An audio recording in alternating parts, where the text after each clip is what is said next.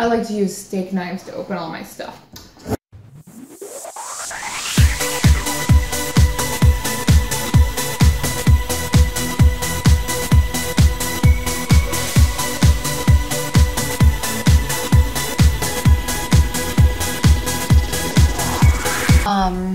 Well, long story short, I have always wanted a DSLR camera. My dad was into film SLRs way back when, and I always thought it was the coolest thing.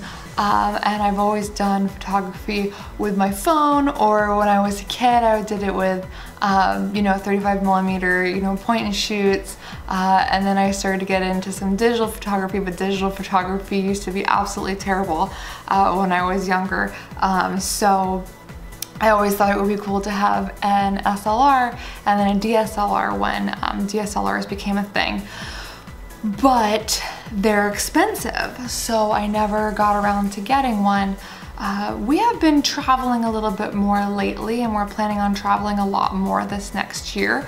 So my husband, Jed, kind of pushed me when I saw a DSLR in the store. It was on sale, and I was going, oh my gosh, I really, really want one. And he said, you know what, you really should. So that got me kind of thinking. So I started to look at the Canon store, because I always thought that the Rebel line was something that I would want to start with, because they are cheaper, you know, beginning level DSLR cameras.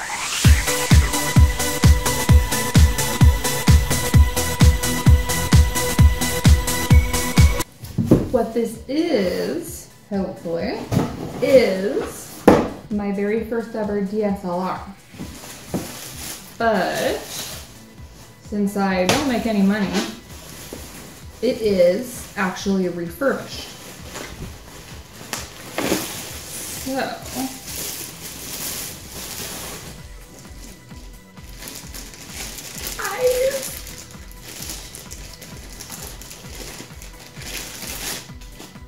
oh wow.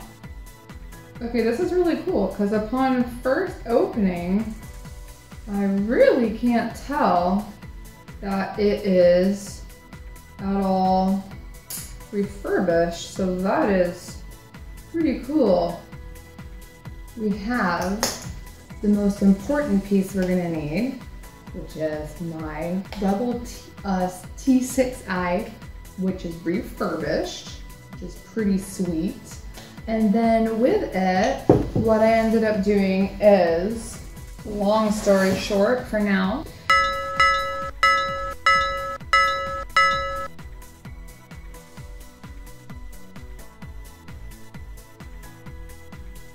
is getting the 18 to 135 kit lens.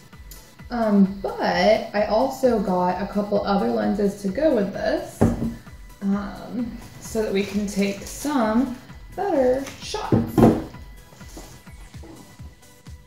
I ended up getting this guy.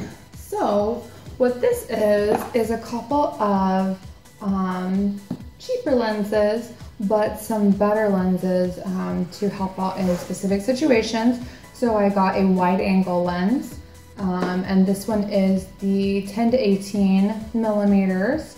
And then I also got a, what I've been told is a nifty 50, the 50 millimeter.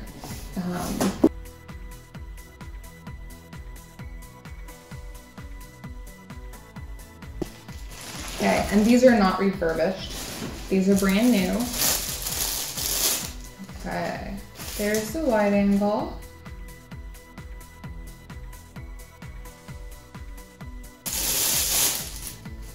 Okay, and he is. All right. Now, one other really important thing we're gonna need is better sound. So I think I have just the thing for that. What I understand to be a really good starter mic. This is the Rode Video Mic Go, And this just latches right on top of the hot shoe on the camera. And you don't have to use a separate battery with this. This is just powered by the camera, and it just goes ahead and hooks into this side right here. So that's what I am going to be using.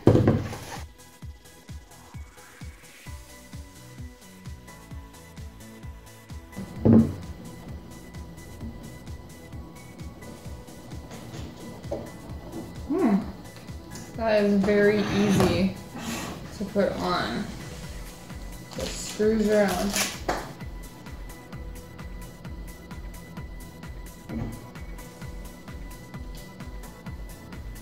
Okay, and this has a spot for mic. And that is exactly where I want to put it. Wow, easy. Ta-da. Very good. All right, guys. I think we're ready. Okay guys, so this is the tripod I was using. This is the phone I was using to shoot before. So I additionally got the Joby GorillaPod that all those cool vloggers have, and it's pretty sweet. The cool thing about it is that it can hold 6.6 pounds worth of gear on top of it, and it actually does have a little ball head on it, which is pretty cool, and a level, which is awesome. So it really is a legitimate tripod. It's just small and bendy. There was other bendy tripods that I looked at, but none of them could hold that much equipment. The other thing I got was another tripod, a proper sized tripod. This is gonna be more for photography, presumably. Obviously I can do some vloggy type stuff with it as well, but this is a 60 inch Delica, and it's the GX600B200. I'll put the links to all of this stuff in the description below. And it's got some really cool features. It does have a ball head, and it doesn't have a level on the ball head. It does have a quick release. But it doesn't have a, it does not have a level, bubble level on the head. It has it right here, which is fine too.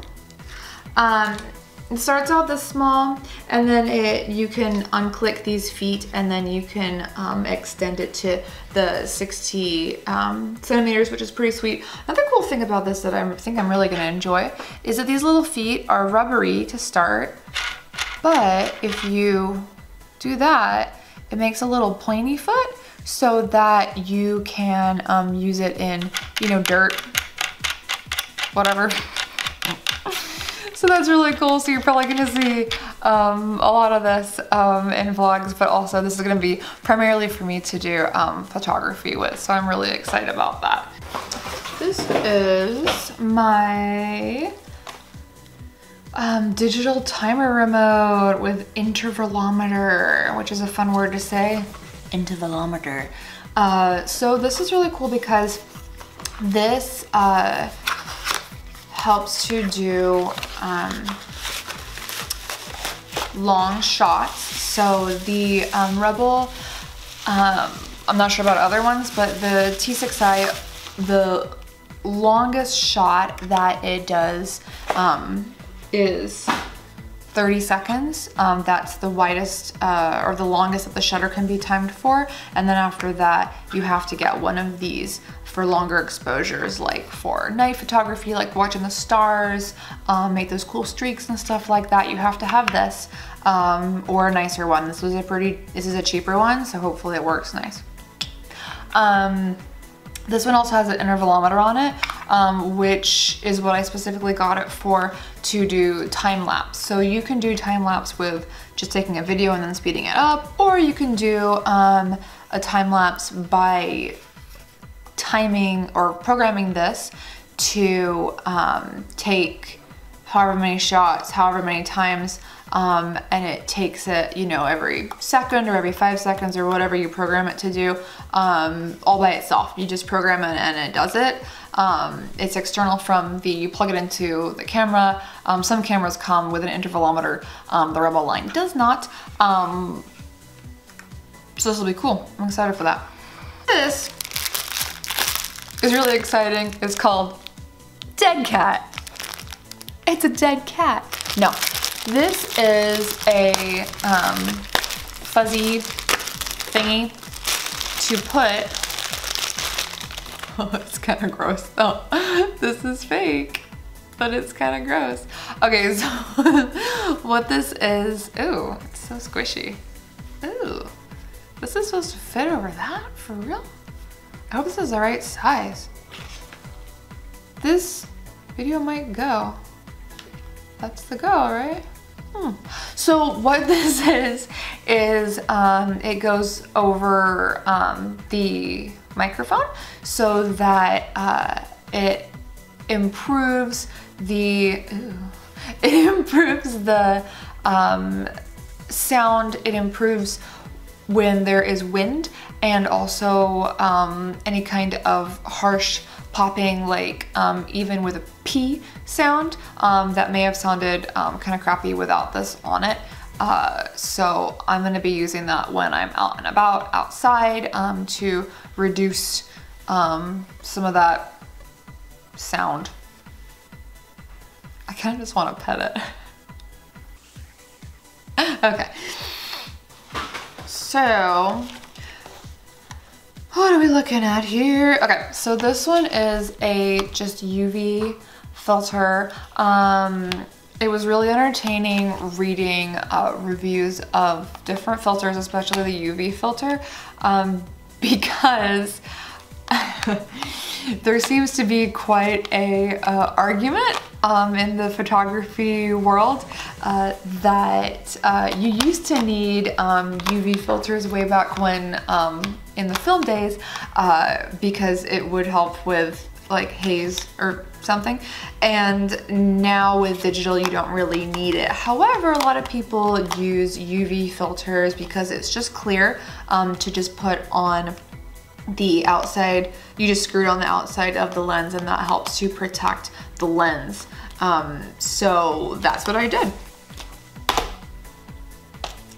This one is a polarizer. So this one is really cool. I'm really excited about this one. I like to do a lot of outdoor photography, and I like to do a lot of landscapes and stuff like that. So what this one is for is it's a circular polarizer, and it is for helping to improve the color quality when doing outdoor photography, especially if there's like a lot of light. Stoked. Okay, now this I'm really proud of. I will be proud of it when I can open it. So, because I have lenses that are different sizes, is a different diameter around the lens. My two bigger ones are 67 millimeter across, and then my 50 is only 49. You can tell right here. Can you see that? You there? Yeah, 49 millimeters across. So, and before, when I was gonna get the other kit lens, then that one was gonna be, I think, 58 millimeters. So what I did, instead of buying multiple sizes of my filters, what I did was I got a step-up ring. So these are really cool. Obviously I never used them before, but what you do is you buy, this is a theory, you buy the lens, the filter that is set for your biggest lens. And then you buy step-up rings to be able to fit this big filter onto the smaller lens.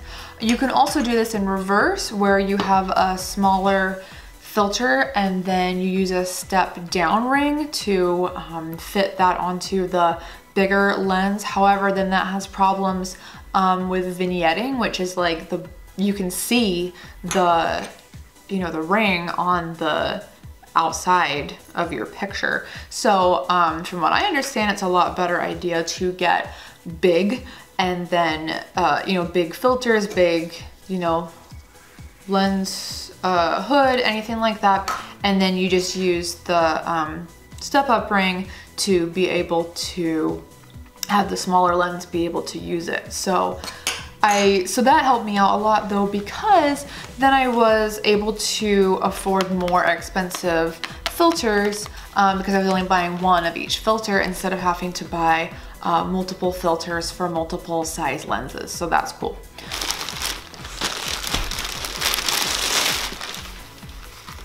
Ta-da! So this is from Amazon Basics, and it was really cheap. Again, all this will be descriptions below, and it looks really awesome online.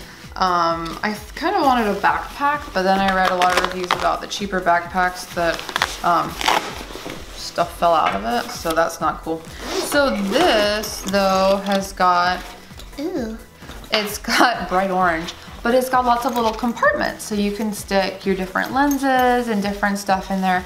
And then it's got a lot of other sort of compartments, so I can stick all my, you know, filters and spare batteries and whatever else in there. So that looks like very sturdy bag. I'm stoked about that. And then it's got little rings down the bottom here to be able to tie on your tripod and stuff like that. And like I said, this was really affordable. This was like 25 bucks. So that's a great price to pay to protect the, you know, over $1,000 worth of gear that I'm carrying around, obviously. So, rock on. And that concludes this unboxing of a bazillion dollars worth of stuff.